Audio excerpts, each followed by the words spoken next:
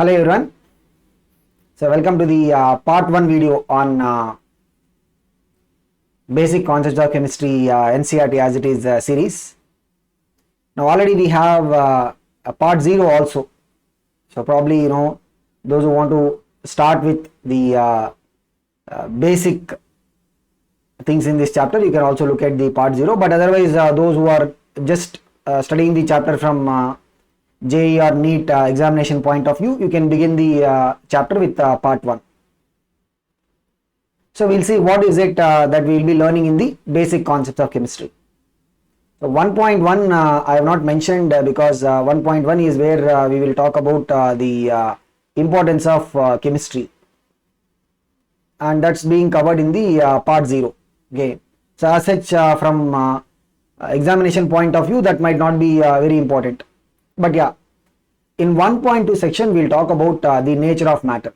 So where we'll classify the matter into pure substances and mixtures. Also there will be further classification. So mixtures also we'll further classify them into homogeneous mixtures, heterogeneous mixture and all these things. Then in section 1.3 we will be talking about what are the properties of the matter. Properties of the matter means we'll look at the chemical properties and physical property. Obviously the chemical properties we will study in the organic and inorganic chemistry chapters. Here we will limit our focus on the physical properties, whether it is the temperature, mass, volume. So how do we measure these physical properties? For the measurement, right, we will be requiring a system of units, and we will choose the SI system of units for the measurement of the physical quantities. So we will talk about what are some of the common physical quantities that we will be measuring in chemistry. Then so this is what we will be covering in the part 1 video. The remaining parts, so totally we are going to be making 4 more parts. So we are currently in part 1, so then there will be part 2, part 3 and part 4.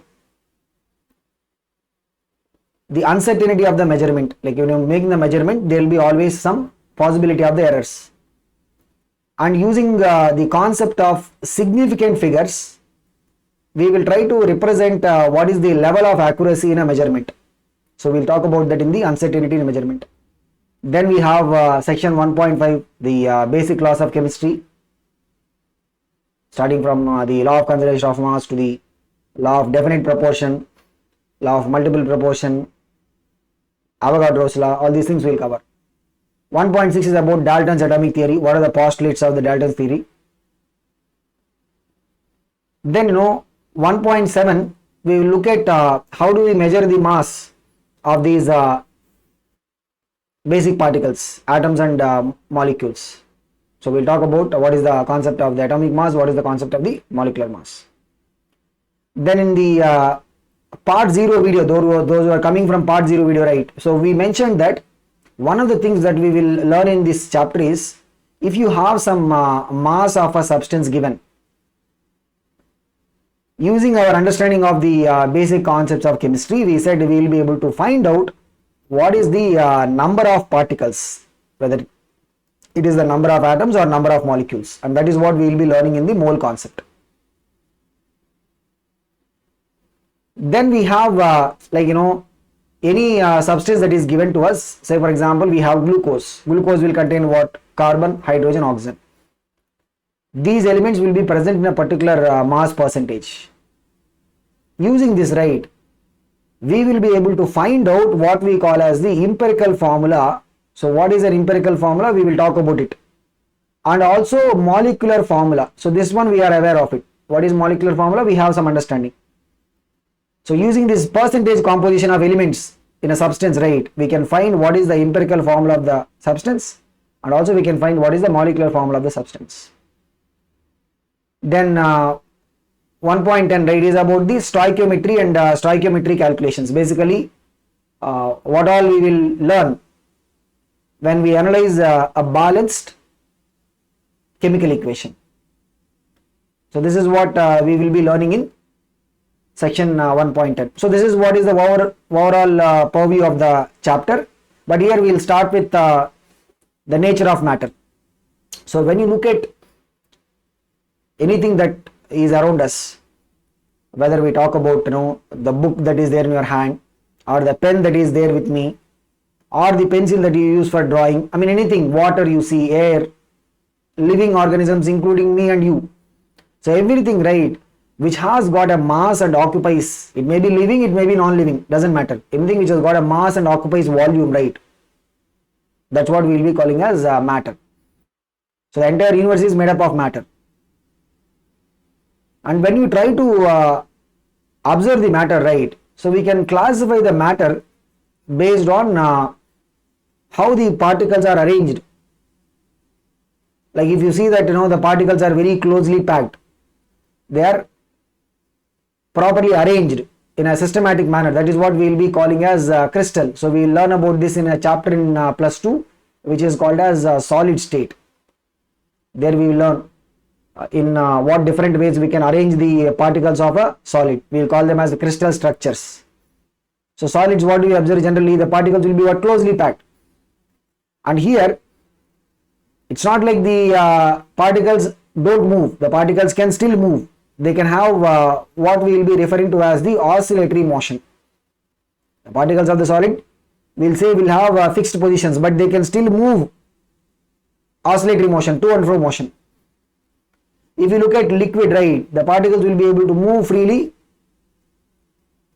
but within the volume of the liquid. Gases, on the other hand, they will be able to move in the entire volume. The gas molecules, right, can move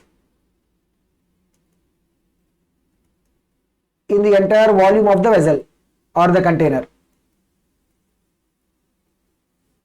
So this is the fundamental difference that we will see. And when we go to states of matter chapter, there we will discuss in detail about the liquid state and the gaseous state. Okay, but just to get some basic idea, solid means what? The particles will be orderly fashion arrangement, and the particles will not have any freedom of movement. But as I said, right, they can still have what?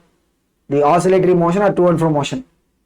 Liquids, on the other hand, the particles will still be close to each other, but they can move around. They will be able to move in the entire volume of the liquid. Gas means what? The particles will be very far apart. You can see here they are very, very far apart, and the gas particles can move in the entire volume of the container. So if you see, right, I mean in terms of the energy of the particles also, we can just make a remark. So what do we observe here? The energy of the particles in the gaseous state will be more than the liquid state, than the solid state. Why? Because gas means the particles will be able to totally move around. There is a lot of freedom for the movement of the particles. Okay, so in gas, compared to the solid or liquid, right, the movement of the particles will be very fast and easy also. So how do we see the existence of a solid or a liquid or a gas? So we can see that a solid object, right, will have a definite volume and definite shape. We can see it will have a definite volume and a definite shape also. Liquids, on the other hand, they will have a definite volume. Like I have some liquid of 500 ml. That volume will be there, but it will not have a definite shape. If I take this liquid and put this in a conical flask, the shape will change. It will take the shape of the container in which we are placing that liquid. Gas means what? Neither definite shape nor definite volume. Because if I have, say for example, this vessel is a 2 liter.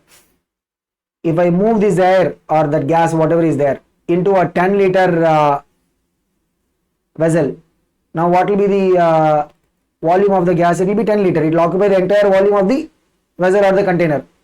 Shape also will change. So gases will neither have a definite shape nor will have a definite volume. The thing is, any substance, like say for example, we'll talk about water. It can be in the solid form, we call it as ice. It can be in the liquid water. It can be in the gaseous state, which we call as the water vapor. So any substance can exist in all the 3 states. So Whether a substance will have a solid state or a liquid state or a gaseous state, right, will depend upon two things. One is the temperature, second is the pressure. So here pressure means the external pressure. Think of it. You have particles of any substance. Okay. Now, when we increase temperature means the particles will get energy. So the particles will try to move away. When we increase energy means what? The particles will try to move away. Means what? The solid you take. If you increase temperature means when the particles are moving away, it can become a liquid. When you further heat it, it can become a gas or a vapor. Like you take ice which is at say minus 10 degrees Celsius. You keep on heating it up to 0. What do we see at 0? The ice solid will be melting to give us a liquid water. Then again from 0, you keep on heating it up to 100 degrees Celsius. At 100, what happens? The liquid water will be getting vaporized. Reverse also, you take a water vapor, cool it. First it will form what? Liquid water. You further cool it. Then what will happen? Finally, you will be getting the ice formed. So that is about the temperature. Now what about the pressure? If you increase pressure means what? I talk about the external pressure. So think of it. External pressure means I am putting this in this different color. Think, observe it clear. So when you apply pressure means what? The pressure will be able to keep the particles together. So these two will play a counter role. Increasing temperature wants to move the particles away. Increasing pressure means what? It will try to keep the particles together. So how a substance will take a particular physical state depending upon the pressure and temperature, we will study about it in the states of matter chapter. So there we will learn about something called as a phase diagram. So what is it going to be called as? Phase diagram. So using phase diagram, right, of a substance, we can identify depending upon the given pressure and temperature value, right, whether the substance will be in the solid state or liquid state or the gaseous state. So we talked about the classification of matter based on the physical state. So now we look at the classification of matter based on the chemical composition. So this is what is of interest to us.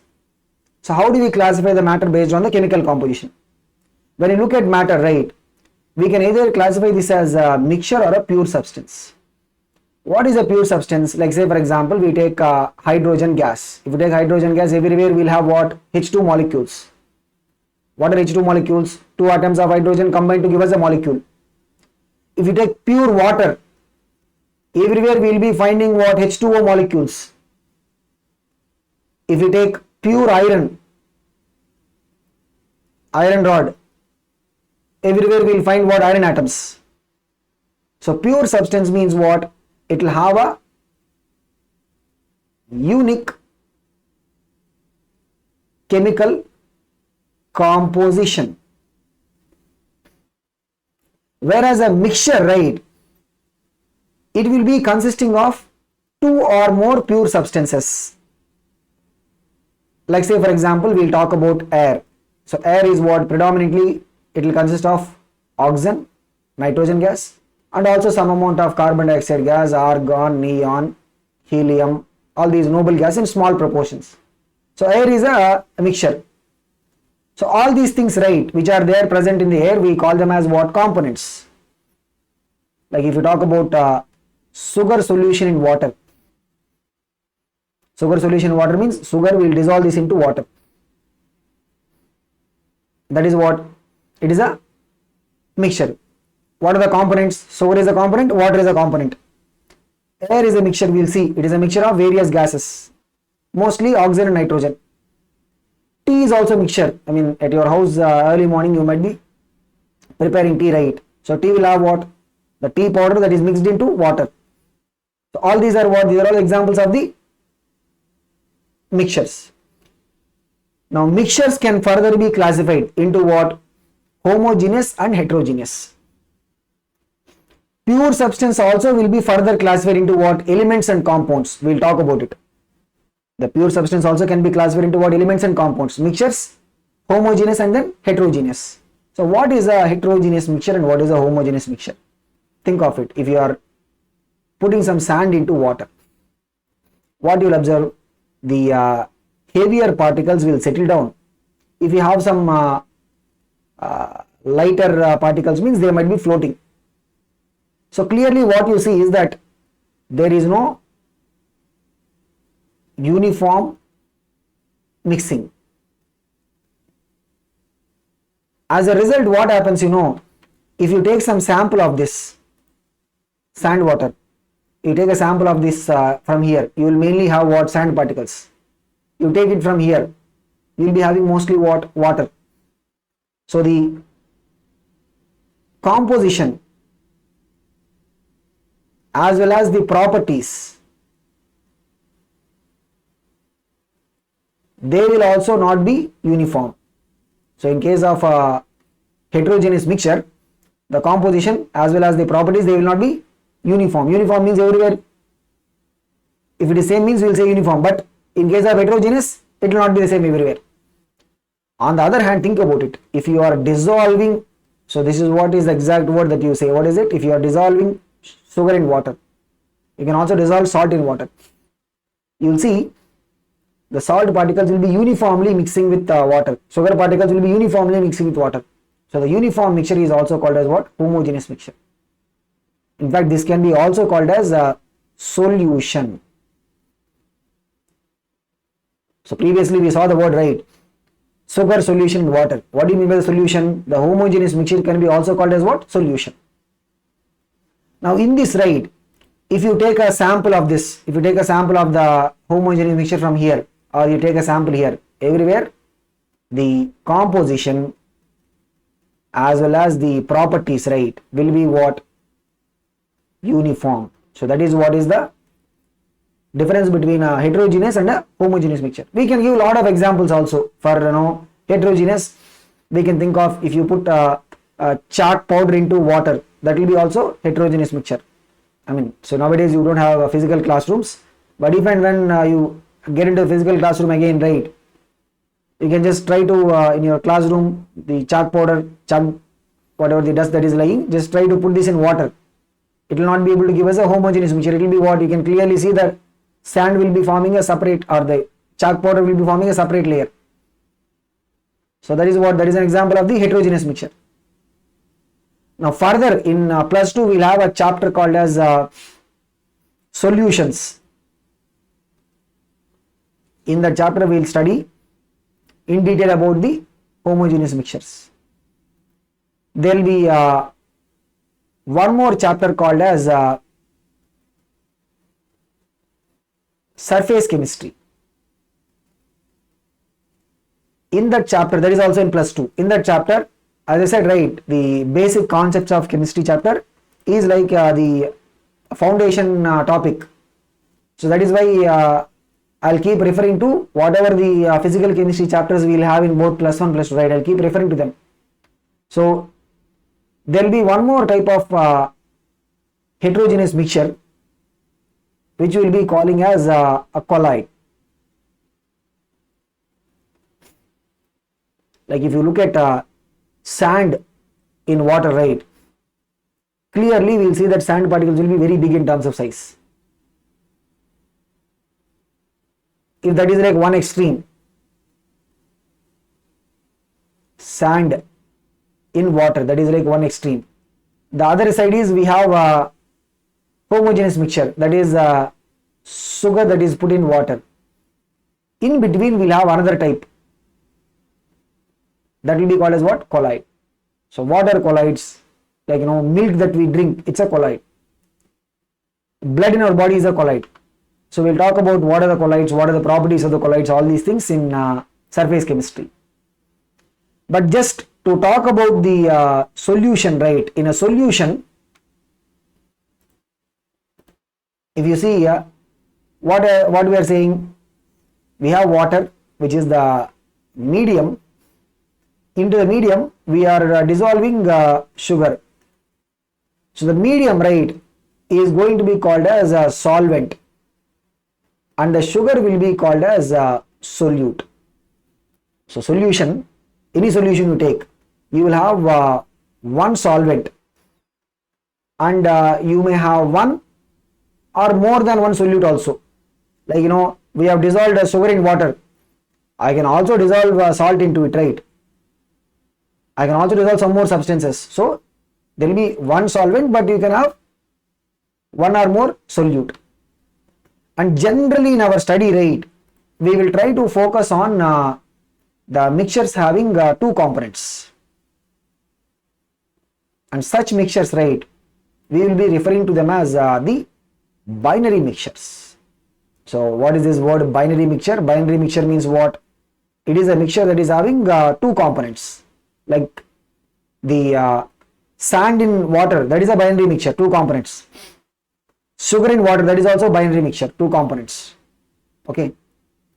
So just to put all of them in words here, how do we classify the mixtures? Homogeneous and heterogeneous. What is the homogeneous? The components are completely mixing. The particles of the components will be uniformly mixing with each other. Sugar solution. Air is a homogeneous mixture. Why? Because the gases, right, they will mix uniformly. Heterogeneous on the other hand, right, what is it? The composition will not be uniform because there is not a uniform mixing of the particles. Like you take the water in which you are putting salt and sugar. Along with that, if you are putting some grains, pulses, or even some dirt, right, that will be giving us, of course, heterogeneous mixture. Why? Because these grains or pulses, they will not be forming a homogeneous mixture. So if you look at a mixture, right, a mixture, we can separate the components of the mixture by using physical methods. This is something that we will see in the first chapter of organic chemistry, like the separation methods. So what do we call them as? Separation methods, right, is something that we will discuss in the first chapter of organic chemistry, where we will see how the mixtures of organic substances can be separated to give the components.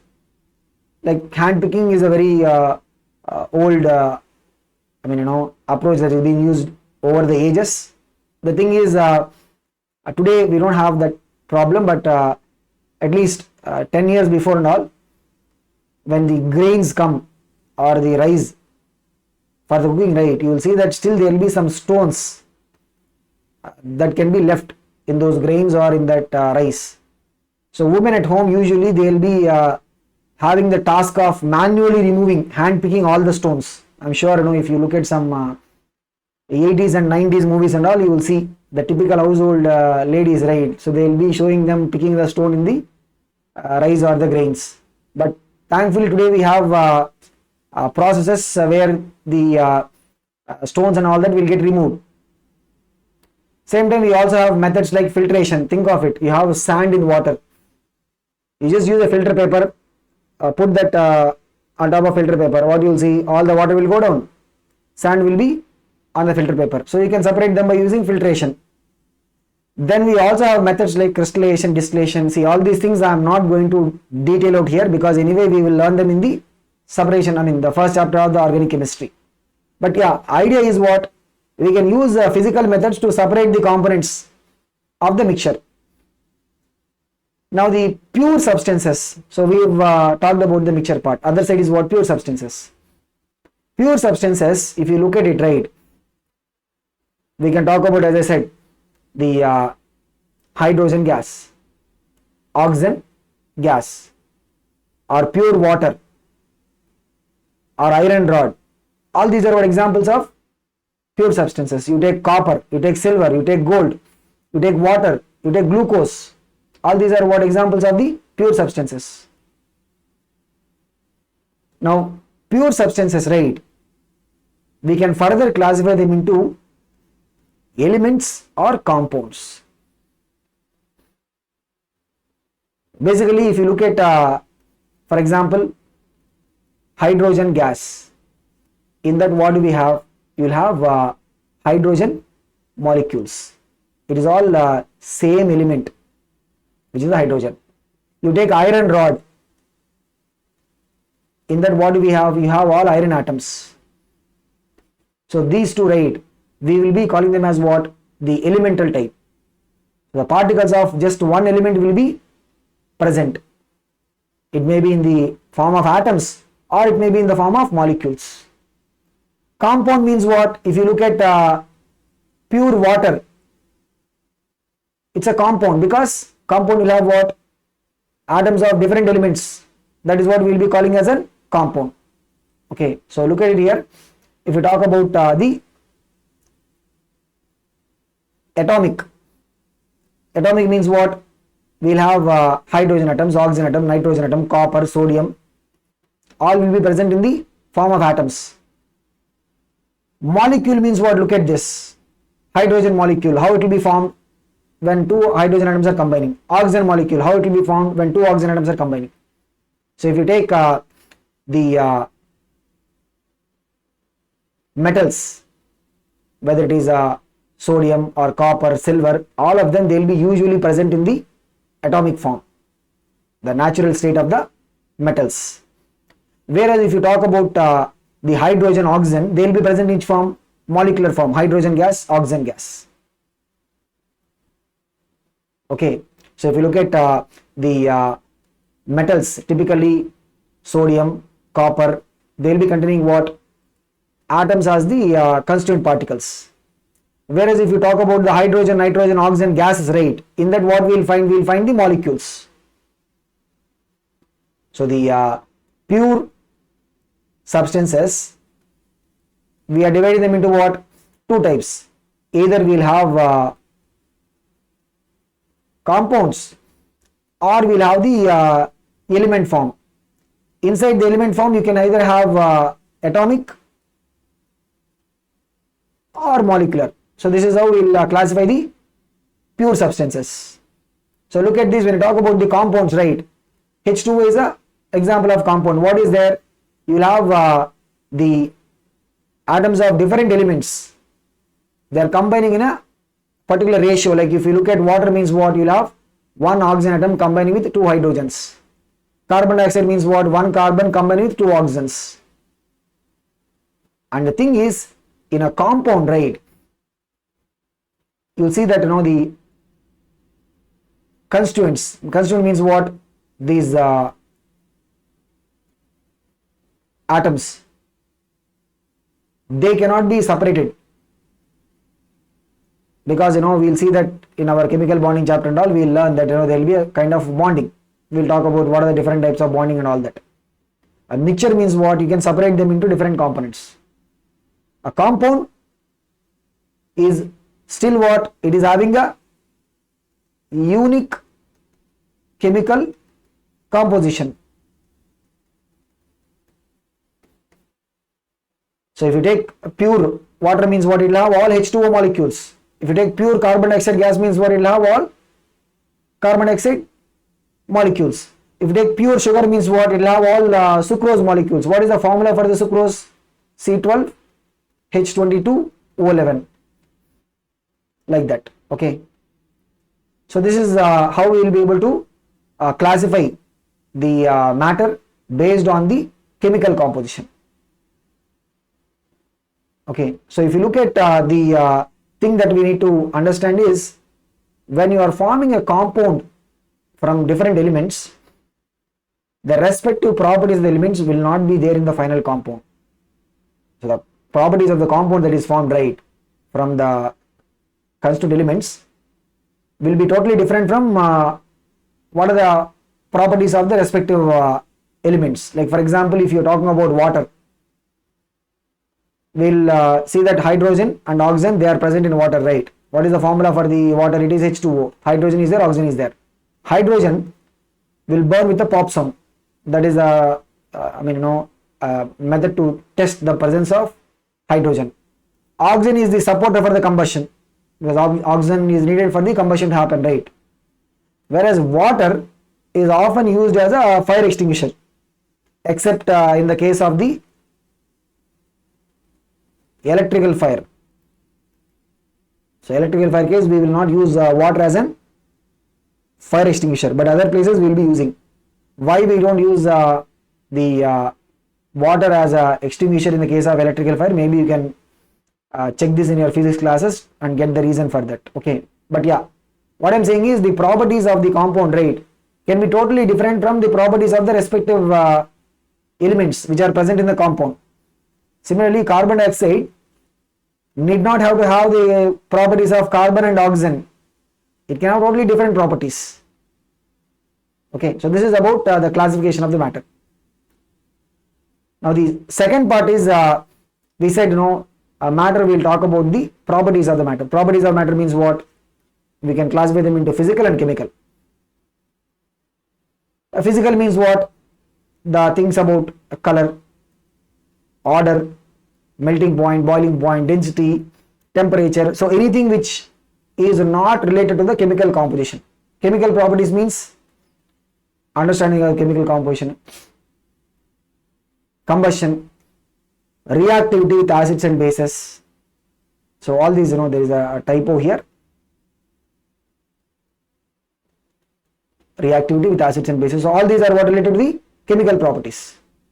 Chemical properties of matter, we have to study them separately because we can't study all of them together. As we know very well that if you look at the classification of the elements into the groups as per the periodic table, why do we put them into groups? Because it makes the study of the properties of elements easy, isn't it? So all the elements of the first group, they will more or less have similar kind of chemical properties. So we will talk about the chemical properties when we go to the inorganic chemistry or the organic chemistry part. Here our focus will be mostly on what? The physical properties. So to measure the physical properties, right, we don't have to change the chemical composition of the substance. It has got nothing to do with the chemical composition. So if you want to study how the substance is reacting with oxygen, the reaction if you perform means what happens? Chemical composition will be changed. If you want to study how a substance is reacting with acid or base, once you perform the reaction means what? The chemical composition will be changed. And chemical composition, right, they establish the characteristic properties of a matter. All this we will study in detail when we go to the organic and inorganic segment. But here, right, when you want to measure, say for example, we want to measure temperature, we want to measure volume, we want to measure the mass, we want to measure the pressure. For this, right, the chemical composition of the substance will not at all be impacted. Okay, so here our focus will be on the physical property measurement. The measurement or chemical properties, right, requires a chemical change to happen. Whereas the physical measurement, right, it does not require a chemical change to happen. Okay, so when a chemical change is happening means obviously the chemical composition is changing. So that we will do separately when we go to organic or inorganic. Now when you want to measure something, right, quantitatively, so the quantitative measurement of properties, it basically is the basis for all the physical chemistry related studies. Because for example, we want to measure about the amount of substance, so we should know what is the mass of it. Then probably we will try to know what is the number of particles in that. So whatever the physical chemistry or the study that we do, it is all based on what? The quantitative measurement. And any quantitative measurement, right, it can be done only when you have a standard for the measurement, and that standard is what you will be calling as unit. So this is something that you will get in your physics also. In physics, I think as per the NCERT, the second chapter is the units and dimensions. In some textbooks, they will not talk about the physical world. So they will give units and dimensions as the first chapter itself. But yeah, in physics, you will be learning in detail about what are all the different types of units that are there and all these things. But here we will just take a brief look at it. So if you want to represent, say for example, the length of a room as 6 meter, it basically means what? You have something called as a meter. There is some standard, 1 meter, there is a standard. The length of the room that you are measuring is actually what? 6 times of this. That is why we are calling it as what? 6 meter. So these units, right?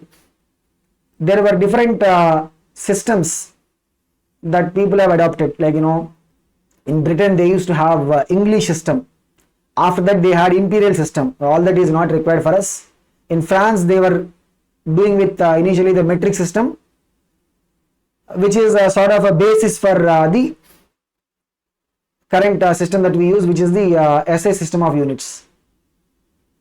Okay, so the SI system of unit, which is basically coming from the word, French word, Lie system international the units. That's why, normally when you are writing in English, right, what you will say? International system of units. But some of the students will be thinking why it is not called IS and why are we calling it as SI? Because it comes from the corresponding French name. So this is accepted as the common system that will be used by people across the countries, that we will go with the SI units. And we have the SI units of the fundamental physical quantity. Physical quantities, right, they are divided into 2 sets. One is fundamental. So we have 7 fundamental quantities. Addition to that, we have 2 supplementary quantities also. The idea is, if you look at all the physical quantities, right, whatever you want to measure, they are related. Length and volume are related, isn't it? Length and area are related. Mass, density are related. So the physical quantities are related to each other. When you look at the relation, the idea is this: we have what we call as the fundamental physical quantities, using which we can derive all the others, and that is the reason why the others are all called as what? Derived. So whatever you can derive, right, we will be calling them as what? Derived physical quantities. As I said, you will learn about this in your physics units and dimension. But here the idea is, we will give the SI units of the fundamental 7 fundamental physical quantities and the 2 supplementary. See, supplementary also will not be used in chemistry part. That will be mostly for the physics part only. Using these 7 fundamental SI units, you can derive the SI units of all the other derived physical quantities. Like, you can derive the SI unit of the speed. You can derive the SI unit of volume. You can derive the SI unit of density, like that. Okay. So we will see. So these are the 7 fundamental physical quantities: length, mass, time, electric current, thermodynamic temperature, amount of substance, and luminous intensity. See, the luminous intensity in our +1, +2 purview, it will not come in chemistry definitely. It will not come in physics also. Electric current, yes, maybe we will use it mostly in physics, but in +2 we have a chapter called as electrochemistry. There we will talk about the use of electric current. But other things, right, length, mass, time, and thermodynamic temperature, amount of substance. Amount of substance is particularly in chemistry. So all these are what? The fundamental physical quantities that we use very much in the chemistry part. So these fundamental physical quantities, right, they have been given these SI units. What are the SI units? We have a meter, which is the SI unit of length. Then we have a kilogram. So the symbol for the corresponding SI units is, symbol for meter is small m, symbol for kilogram is kg. Then we have second SI unit of time, small s. Then we have electric current, SI unit is ampere, symbol capital A. SI unit of temperature is Kelvin, it is not degree Celsius. Yes, we may use degree Celsius very often, but what is the SI unit of temperature? It is what? Kelvin, symbol is capital K. The SI unit of amount of substance. Amount of substance means this is in terms of number of particles. Amount of substance is different from mass. Okay, so the amount of substance is in terms of the number of particles. The SI unit is mole. Okay, so mole basically is represented with the symbol MOL. Okay. Now we have the SI unit of the luminous intensity as a candela. The symbol for this is CD. Of course, we don't have to worry about it much because that is not going to come in chemistry. Now, these are all what the SI units of the fundamental. Other than this, there are two supplementary, right? What are the two supplementary? One is what we call as a plane angle, the angle in the 2D.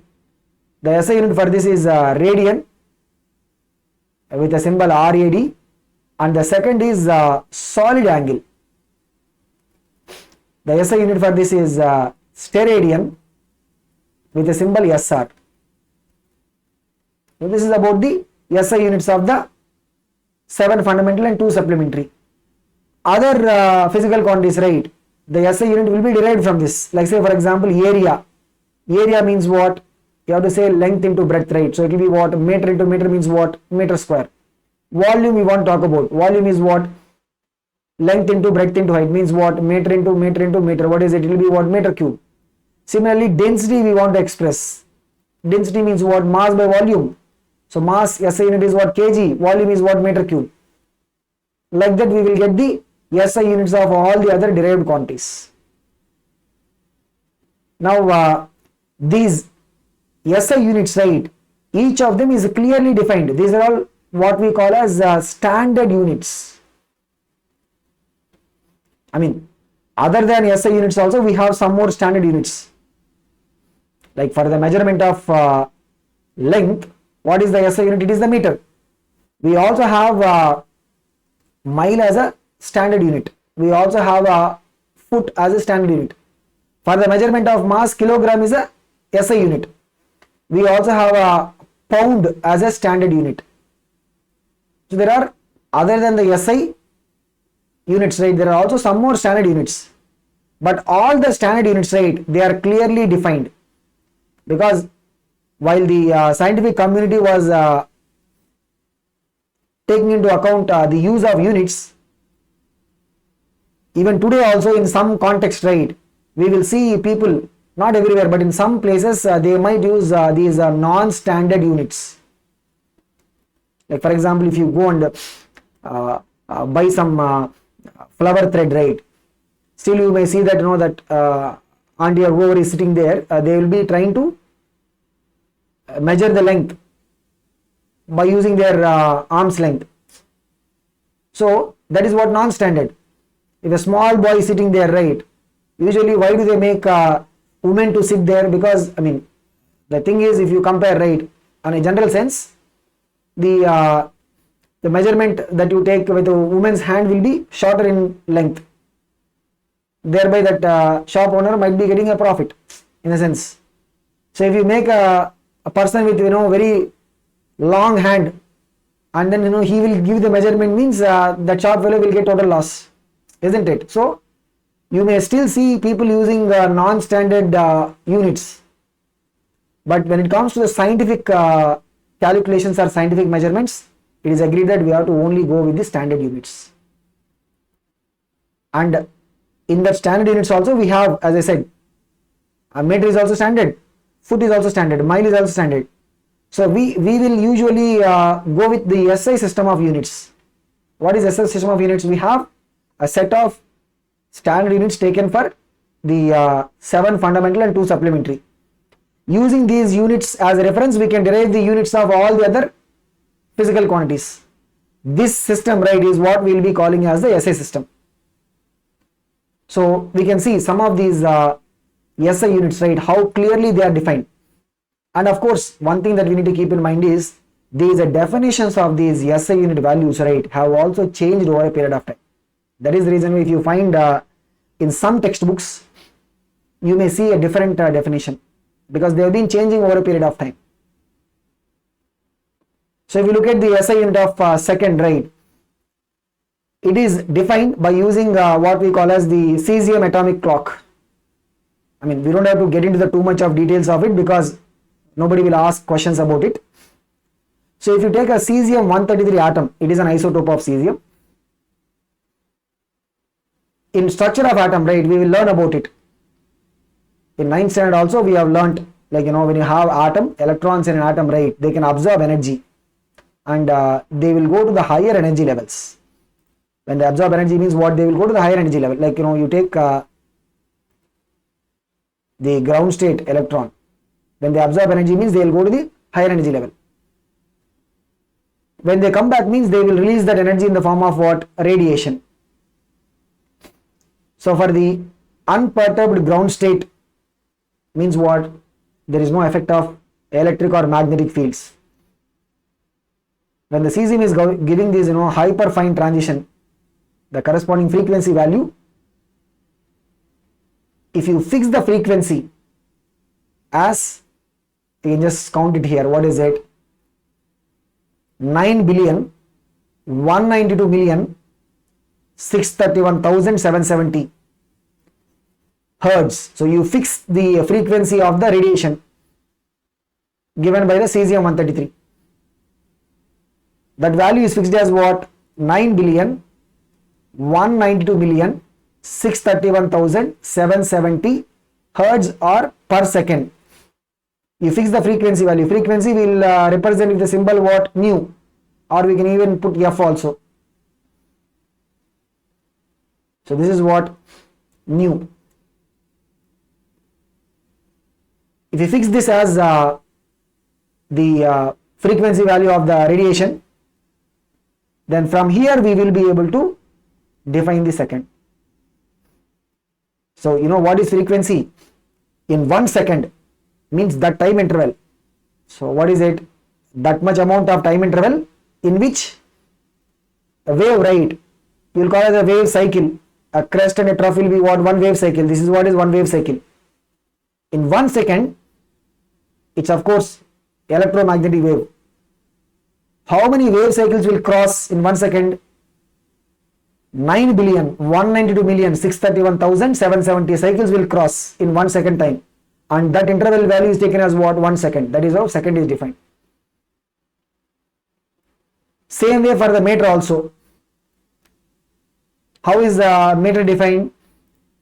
If you look at the speed of light in vacuum, because speed of light will change from medium to medium. This is something that we have studied in our 10th standard. Using that only, right, in physics, you will define something called as a refractive index of the medium. Okay, but yeah, coming back to here, right, if you take the speed of light in vacuum as, look at this, here also we can just 299,792,458 in the units of meter per second. Means what? If you just look at it, right, 2.99792,458 into 10 power 8 meter per second.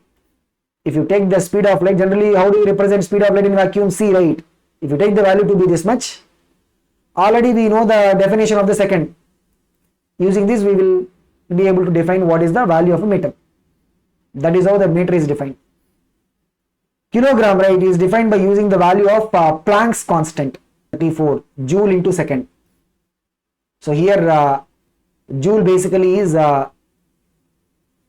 kg meter square per second square.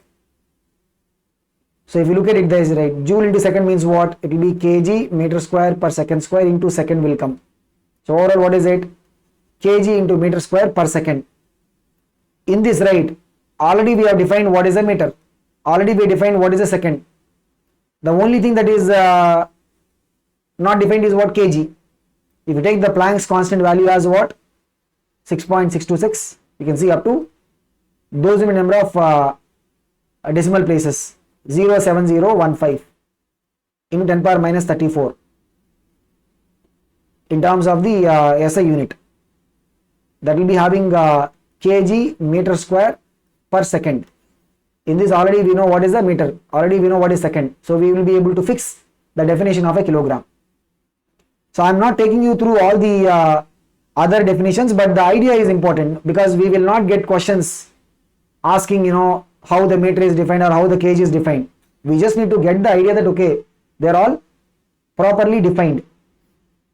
Now if you want to enhance the value of the unit for the measurement sake, Like say for example, we want to measure distances which are in the long range. Like you want to measure the distance between two cities. You might want to measure the distance in terms of a kilometer. Or you want to measure the distance in small range. Like you want to measure what is the distance between the centers of two nucleus. You might be able to measure this in terms of a nanometer. So sometimes we might have to increase the value of the unit, we may have to decrease.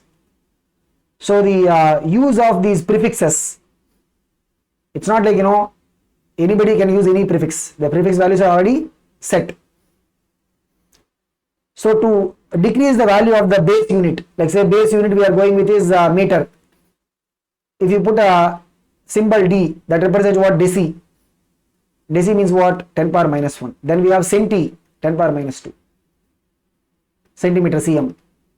Decimeter means dm. Milli means what? Symbol is m. So millimeter we will write it like this. What is it? 10 power minus 3. Micro means what? This is mu. Micrometer, 10 power minus 6. Generally the microwave oven and all that, right? So those radiations, they'll have the wavelength in the range of micrometer. Nano. So we have even talked about the nanotechnology. Nano means what? 10 power minus 9. So nm. Pico, 10 power minus 12. Femto, the size of nucleus will be in the range of femtometer, fm. Then we have atto, 10 power minus 18. So usually we will not be required to go after 10 power minus 15, but yeah, zepto means what? 10 power minus 21. Yocto means what? 10 power minus 24. On the other side, to increase the value, deca, da into 10. Hecto, h, 10 square. Kilo means what? 10 power 3. Mega, capital M. Small m is milli, capital M is what? Mega, 10 power 6. Giga, capital G, 10 power 9. Tera, in our computer's memory size, right, we will talk about what? Kilobyte, isn't it? KB, MB, GB, hard disk and all that, you will say TB, terabyte and all that, right? Okay.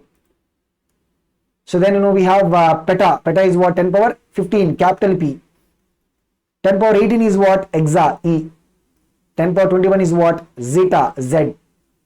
10 power 24 is what? Iota, capital Y. So you can see here the prefixes for the enhancing of the value, right?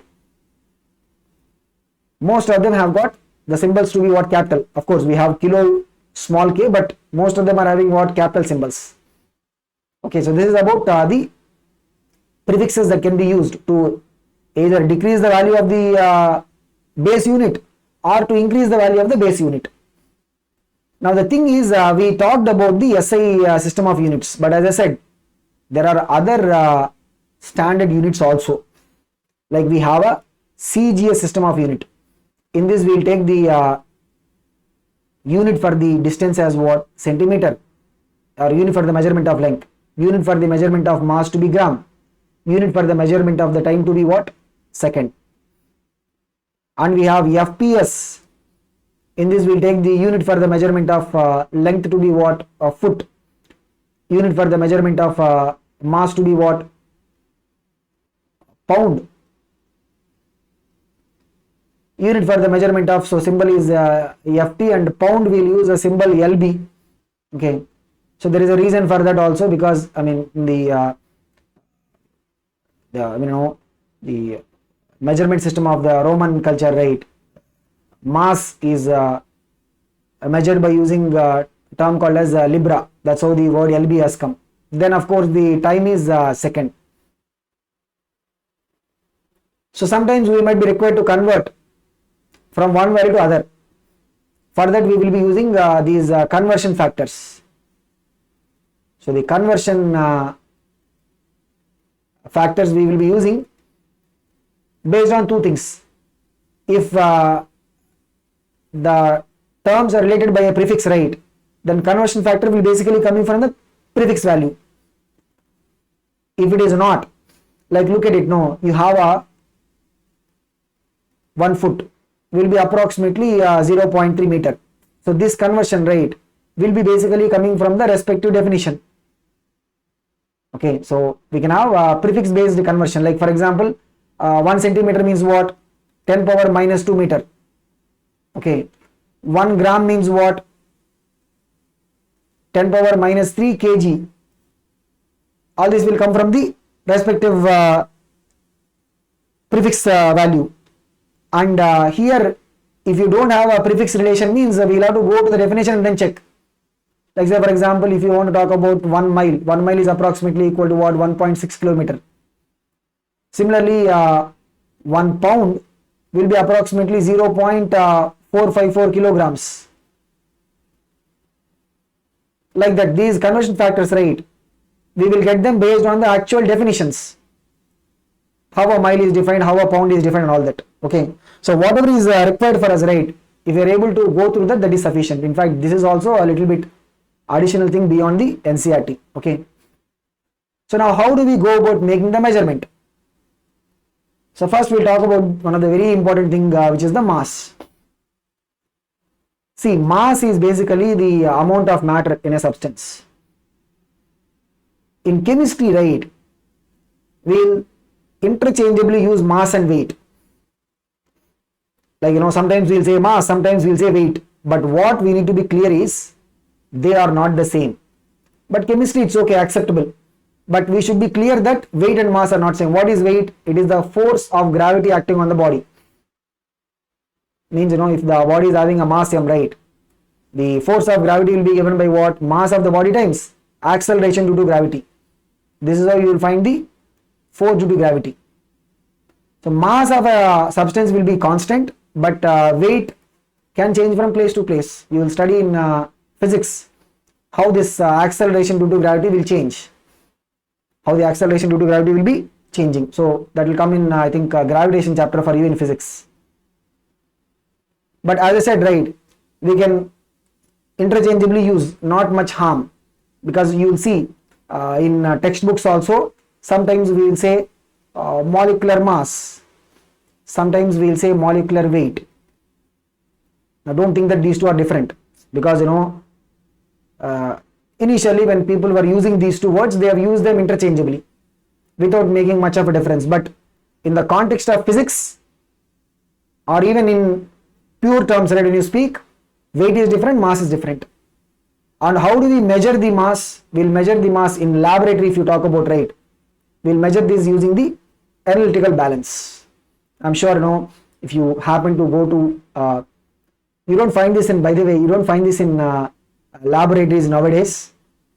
You will usually find this in, if you go to these jewelry shops, right, I'm sure a lot of us would have been, you will find this analytical balance in the jewelry shops. Okay, so what is the SI unit of mass, which is the kilogram? We also use sometimes gram quite often, because we are dealing with small amount of mass, means it will be in terms of what? Grams. What is the conversion? 1 kilogram will be equal to what? 1000 gram. We can also say it like what? 10 power minus 3 kg is equal to 1 gram, other way around. Okay. So, but how do we measure in our laboratory? Like, if you happen to go to the lab, means you will not find this one. So here, analytical balance, right, you will have to do it manually. So what is this? This is a manual setup, where you have two sides of the balance, and you have to clearly check where the balance is happening and all that. So how do we really take the measurements in our laboratory?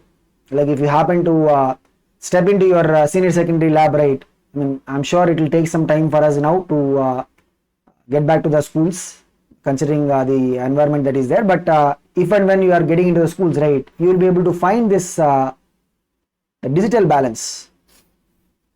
So one thing you can clearly notice, you see, up to how many decimal places you are able to get the result.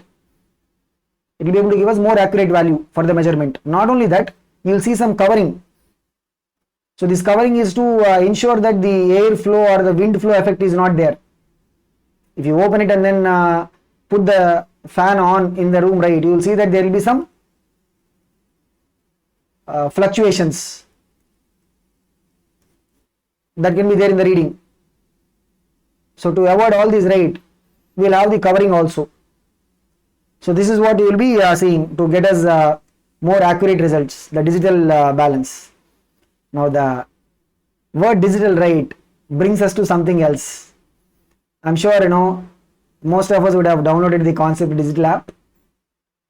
So those who have not, you can probably go to the Google Play Store, just search for Concept Digital, and you will be able to access all the Concept 3 courses, just like probably how you will get comfort by using the digital balance.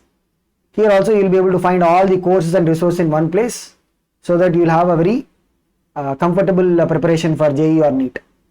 Okay, so now done with the marketing part, let's just come back to the physical properties measurement. So the next one is volume. So volume basically is what? It's a measure of the space that a substance is occupying. The SI unit of volume already we have seen, it is what? Meter cube. But in chemistry, right, we don't use much. Maybe in physics you might do with meter cube, but in chemistry we will be mostly using a centimeter cube, which we can also call as cc, cubic centimeter, or a decimeter cube, which is also called as a liter. Okay, so you see here 1000 ml, ml means what? Milliliter. So 1000 milli means what? 10 power minus 3 or 1 by 1000. So we can see what the relation between a liter and milliliter. What is it? 1 liter is equal to what? 1000 ml. The same time we have a relation between centimeter cube and a decimeter cube. Decimeter cube means what? Liter only. Decimeter cube means what? It is also liter only. Okay, look at this. If you have 1000 centimeter cube, now what is a centimeter? Centimeter will be 10 power minus 1 decimeter. What is centimeter? How that will come? Because 1 centimeter is equal to what? 10 power minus 2 meter. 1 decimeter is equal to what? 10 power minus 1 meter. So we'll see that 1 centimeter will be equal to what? 10 to the power of minus 1 decimeter. So look at this, how it will come? 1000 into 10 power minus 1 decimeter, the cube. So overall what is it? So 1000 centimeter cube is equal to 1 decimeter cube or 1 liter. So look at it, 1 liter or 1 decimeter cube, right, is equal to what? 1000 centimeter cube or 1000 ml. You can see here one more thing, 1 centimeter cube is equal to what? 1 ml. 1 cc means what? Because 1 liter is equal to what? Either 1000 centimeter cube or 1000 ml, right? So means what? Both ml and centimeter cube are what? Same. Both ml and centimeter cube are basically what? Same. So you can also visualize this using this representation. Think of it, you have a container, a vessel with 1 decimeter as the side length. So what will be the volume of that cube, right? 1 decimeter into 1 decimeter into 1 decimeter. What is it? 1 decimeter cube. That's 1 liter basically. If you think of this side being divided into 10 parts, each part will have a length of what? 1 centimeter. You think of that small cube with 1 centimeter cube. Think of the small cube with 1 centimeter cube volume. How many such small cubes you can fit in that? We will be able to fit 1000 small cubes. Think of it. So in 1 liter or 1 decimeter cube, we can keep how many small cubes? 1000 small cubes we can keep. So just to summarize, right, the conversion, what is it? 1 liter or 1 decimeter cube is equal to what? 1000 ml or 1000 centimeter cube or cc. Now 1 decimeter cube, right, in terms of a meter cube, it will be equal to what? 10 power minus 3 meter cube. 1 decimeter cube will be equal to what? 10 power minus 3 meter cube. How that comes? Just check it. What is a decimeter? Decimeter is what? 10 power minus 1 meter, right? So 1 decimeter cube means what? 10 power minus 1 meter, the whole cube. What is it? 10 power minus 3 meter cube. So which means if you bring it this side means 1000 decimeter cube or 1000 liters is equal to what? 1 meter cube. So these conversions, you just make a note of it. They will be very much required for us in terms of the calculations. So how do we actually measure the volume? So we said, for the mass we will use the analytical balance or the digital balance, right? How do we measure the volume? So we will see a lot of these measuring instruments, volumetric flask, we'll have a reading here, you can see. We'll have graduated cylinder. Okay, so this will usually be able to give us volume in terms of ml. You also have a pipette for taking specific volume. Okay, so pipette is used for the transferring of liquid from one container or one vessel to another vessel. You just suck it in, you'll have a rubber, that will a cork to enable the sucking, and then you will suck the liquid in, and then you will be able to again transfer it to some other container or the vessel. Then we have a burette. A burette is used for the titrations. Okay, so we'll see how these measuring instruments will be used. Like, this is a more refined version of a pipette. Okay, so even seen some places where so when you don't have the rubber cork to create the the sucking effect, right? I've seen people using their own mouth also, they were pulling the liquid. Okay, but that can be very dangerous. If you are dealing with chemicals which are harmful to us, right? Even mild acid also, it will be very dangerous to us. Okay, but yeah, the burette, right? You can see this is the one. Usually for the titrations and all that, you will use from the top, you will have a measuring instrument in which you are allowing the liquid to fall down, right? So based on whatever is the change in the volume, you will be able to count or measure what is the volume that is used for the titration. So we learn about the titrations when we go to redox reaction chapter. Okay, so but that is about the measuring instruments of the volume part. Now the density of a substance, right, is another important physical property. How do you get the density? Mass by volume.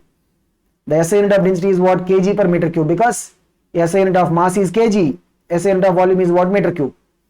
We also have one more unit which is gram per centimeter cube, which is also called as gram per cc. So what is the basic idea of the density? If you have high density, means what? The particles are more closely packed. So here we can have one conversion between the density value in gram per cc to the density value in kg per meter cube. I'll tell you actual values, then we can understand. For mercury, right, if you look at the density in kg per meter cube, that is 13,600 kg per meter cube. But in terms of gram per cc, that is 13.6 gram per cc. Same goes with water also. Water, it is nearly 1000 kg per meter cube, but in terms of gram per cc, it is what? 1 gram per cc. By now itself we would have got understanding. What is it? Density value in kg per meter cube. If you divide that by 1000, density value in kg per meter cube, right? If you divide that by 1000, look at this. Divide this by 1000, you will get what? Density in gram per cc. Divide this by 1000, you will get density in gram per cc. Let's say we have a value x for the density in kg per meter cube. We will see how we will convert the value in gram per cc. Kg means what? Meter cube means what? 10 power 6 centimeter cube. So look at this. What we will have is x by 1000. 10 power 3 means what? 1000. Gram per centimeter cube means what? Gram per cc only. So the value of the density in gram per cc will be what? Here x is basically the density value in kg per meter cube. The x value, you have to divide this by what? 1000. If you divide by 1000 means what you will get? What is the value of the density in gram per cc? Just like the numbers I have shown, right? That is how the conversion will come. The other important property is the temperature. So temperature, we have importantly 3 scales of measurement: Celsius and Fahrenheit and Kelvin. Kelvin is also called as the absolute scale. So for Celsius and Fahrenheit, we will put a degree for the measurement. Kelvin will not have a degree. These 3 scales, right, they will have these 2 reference temperatures. One is the freezing point of water. You can see on Kelvin 273.15. Second is the boiling point of water. This is also 373.15. Celsius 0 and 100. Fahrenheit it is what? 32 and 212. You can also have some important temperatures like room temperature means what? 25 degrees Celsius, because we will keep using it, room temperature. Human body temperature is what? 98.6 on the Fahrenheit scale. Okay, so now how do we, because we said the temperature SI unit is what? Kelvin, but more commonly we will be using the temperature on the Celsius scale. And remember one thing, this is a very very important thing. Wherever you see in physics or chemistry also, the temperature in a formula, in any formula, the temperature in that formula will be usually on which scale? Kelvin scale. I mean, you can talk about any formula, whether it comes in chemistry or physics also. All the formulas, right, temperature will be on which scale? Kelvin scale. So we will definitely have to convert the temperature from, suppose they are giving us Fahrenheit, we should be able to convert this into Kelvin. They are giving us Celsius, we should be able to convert this into what? Kelvin. So these are two relations. Okay, so my idea is not to make you guys to memorize these relations, but to understand how these are coming. So the temperature on Fahrenheit scale is equal to what? 9 by 5 into Celsius temperature plus 32. Temperature on Kelvin scale is equal to what? Celsius temperature plus 273.15. As I said, right, we have to understand how these conversions are coming. We will not try to memorize them.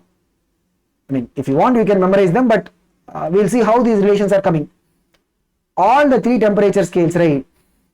Like, we talk about the Celsius. What is the melting point of ice? 0. What is the boiling point of water? 100. Kelvin scale. What is the melting point of ice? 273.15. What is the boiling point of water? Fahrenheit. What is the melting point of ice? 32 Fahrenheit. What is the boiling point of water? Now, if you have a thermometer on Celsius, you put this in a vessel which is having water that is freezing, that will give us a reading of 0. Kelvin thermometer will give us what? 273.15. Fahrenheit thermometer will give us what? This will give us 32. If you go and put the thermometers in a water vessel which is boiling, Celsius will give us what? 100. Kelvin is going to give us what? The end point, 373.15. Fahrenheit will give us what? 212. So means by the time you cover from 0 to 100 on Celsius, you are covering from 273.15 to 373.15 on Kelvin. Fahrenheit you are covering from 32 to 212. If you cover half the length of this scale, here also you will cover half, here also you will cover half. If you cover 1/4 of the scale, here you will cover 1/4, here also you will cover what? 1/4. So the idea is the relative length. What is it? The relative length covered on any scale will be same. What is the concept? The relative length means you cover 1/3 on Celsius scale, means Kelvin scale also will cover 1/3. Fahrenheit scale also will cover how much? 1/3. Suppose we have a temperature reading on the Celsius scale. The value is some degree Celsius. The corresponding temperature value on Kelvin scale is what? K. The corresponding value on the Fahrenheit scale is what? Degree Fahrenheit. So see, what is the distance here? Temperature, starting point is 0. Divide by 100. If you do it right, the relative length means what? The length covered, which is temperature value on Celsius scale minus 0, starting point. Divide by what is the total length here? In the Celsius scale, what is the total length? 100 to 0 means what is the total length? It will be what? 100. This is what is the relative length. Kelvin means what? This length is basically K minus 273.15. Divide by what is the overall scale length is what? 373 minus 273. That is also 100. That will be the relative length. Fahrenheit, right? Look at this. What is the length here? Degree Fahrenheit minus 32. Starting temperature is 32. That is the length. Divide by, look at what is the overall scale length. 212 minus 32 means what is it? 180. Okay, so this is the relation. From this relation, right, we can do the temperature conversions.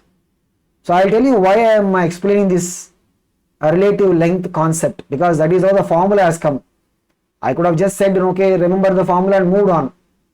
But the point is, when you're preparing for JEE or NEET examination, right, we should understand how the formulas are coming. Okay, so look at this. From here, I want to convert Celsius to Kelvin means what? I'll take, this is first and second, equate both of them. Celsius by 100 is equal to what? Kelvin minus 100 cancels. Celsius is equal to Kelvin minus 270.15, or bring it to the other side, Celsius plus, that's it. That is how the formula will come. Let us say I want to show how the Celsius and Fahrenheit are related. Already we have a formula here in front of us, right? What is it? Temperature on Fahrenheit scale is equal to what? 9 by 5 into Celsius scale plus 32. Let us see how that formula will come. Okay, so this I will call it as third. I want to convert Celsius to Fahrenheit, right? I have to take first term and the third term. 25s, 29s. Take the 9 that side. Bring minus 32, it will become what? Plus 32. 9 by 5 into degree Celsius. That's it. That is what we have, right? Like this, use this base relation. What is it? A relative length on any scale will be same. I'll tell you why I have explained this procedure, because in JEE as well as NEET, right, this is a very important type of question. It's called as what? Faulty thermometer question. So I'll just read the question first. Of course, this is an additional thing. It's not there strictly in the NCERT. A faulty thermometer is reading the melting point of ice as what? 5. And boiling point of water as 95. Normal thermometer means what? It will give us melting point of ice as 0, boiling point of water as what? 100. But this is a faulty one. Okay. If the reading shown by the thermometer is 30, when measuring the temperature of hot water, so we are using it to measure the temperature of hot water. Probably in India we don't call it as a hot water. Okay, so maybe that is some cold country. So you are using this thermometer to measure the temperature of some hot water. It is giving it as what? 30. They are asking what is the true value of temperature on the Celsius scale, because remember, who is giving this reading to us? The faulty thermometer. It is not a correct one. It is a wrong value. They are asking us what is the true value of the temperature on the actual Celsius scale. So how we will approach this question? This question you can only solve if you remember that formula for the Fahrenheit and formula for the Celsius, right? You cannot be solving these kind of questions. You cannot be solving. Okay, so you will end at the NCERT level. But if you are wanting to make a progress to the JEE or NEET preparation, means, as I said, you have to understand what is the basic principle, how that formula is coming. What is the principle is what? If you have any temperature scale, the relative length on the temperature scale will be same. We have seen the relative length on the Celsius scale is equal to what? Relative length on the Kelvin, which is equal to relative length on the Fahrenheit. Let us use that concept here. The faulty thermometer, we can take it as a new temperature scale. Melting point of ice is what? 5 degrees Celsius. I'll call it as a dash, because this is a new wrong value, sorry. That's why I'm putting it as what? I don't want to call it as a degree Celsius. I want to call it as what? Degree Celsius dash. Boiling point of water is what? 95 degrees Celsius dash. Now look at this. If we have a temperature value on this scale, some degree Celsius dash, what is the length on the scale covered? Temperature on the scale minus starting point, right? What is the length of the scale covered? Means the temperature on the scale value minus the starting point. By look at what is the total length of the scale here. 95 minus 5 means what? It will be 90. This is what is the relative length, right? On any temperature scale, relative length means what? temperature in the scale minus starting point by total length of the scale. This will be equal to, of course, the relative length on the Celsius scale. What is the relative length on the normal Celsius scale? The degree Celsius value minus 0 by 100, isn't it? Equate both of them. Already you are given this value, right?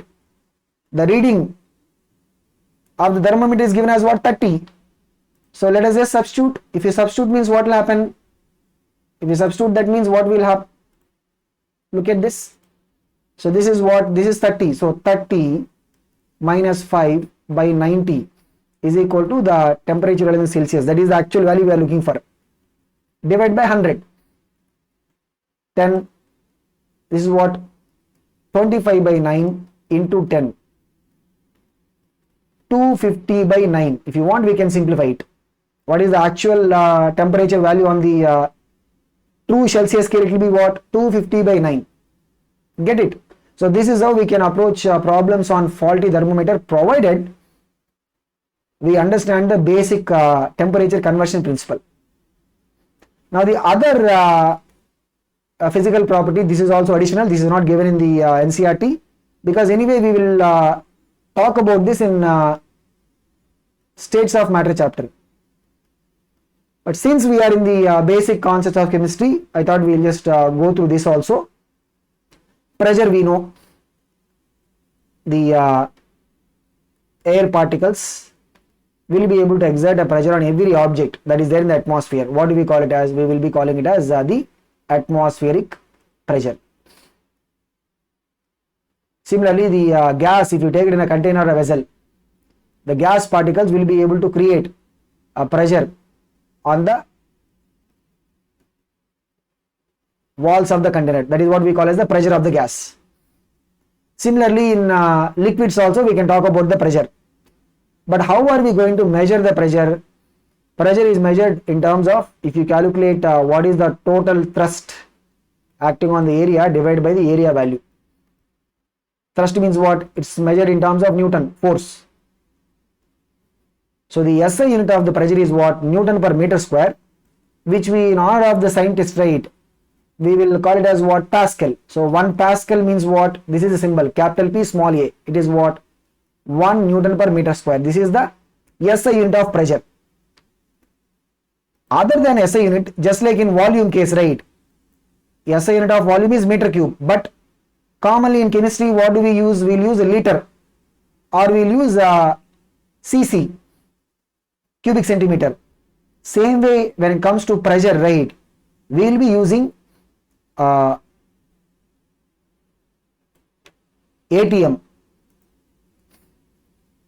ATM is the atmospheric pressure unit.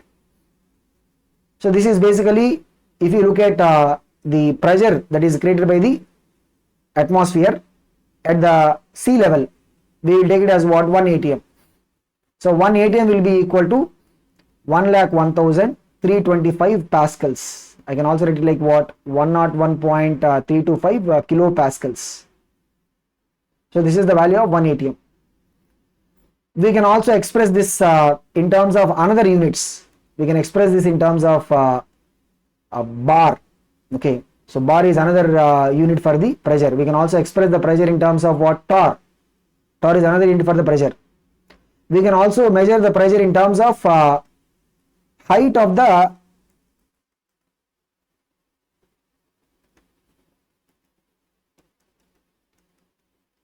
mercury column. So you can check in physics how this height of the mercury column pressure will be calculated. But just to look at the conversions alone, right? The 1 ATM will be equivalent to 76 centimeter of mercury column. Height of the mercury column, how it will give pressure is basically, look at this, the weight of the mercury, right, will act on this area, that will give us the pressure. So 1 ATM is equal to what? 76 centimeter of mercury column. In terms of millimeter means what is it? 760 millimeter of mercury column. 1 ATM is also equal to 760 torr, TOR. 1 ATM is also equal to what? 760 torr. and 1 atm we can take it to be almost equal to 1 bar for most of the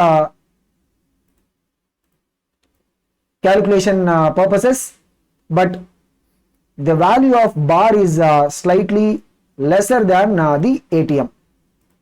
So if you want to be like very precise, means we can say 1 bar is approximately equal to 0.98 atm. It will be smaller, it will be slightly smaller than the value of the atm. Okay, so these are all the units of pressure, the units in which we will be able to measure the value of pressure, and this is another important physical quantity. Again, we will talk about the pressure in the states of matter chapter also. Okay, so this is about how do we classify the matter, and what are the physical quantities that we will be measuring, the most important ones when it comes to the physical chemistry. Okay, so hope this is clear to you, and we will see in the second part video.